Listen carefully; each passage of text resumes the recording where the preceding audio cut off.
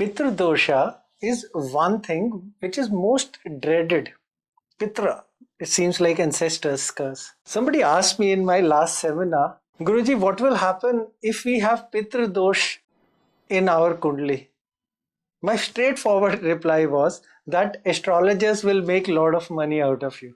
This is the real truth of it. Because Pitrudosha is a very broad subject. And to understand, there is huge, deep thinking required in that. Because there are so many scientific reasons also involved behind it. Pitra dosha is also like something like Pitta dosha also in the body.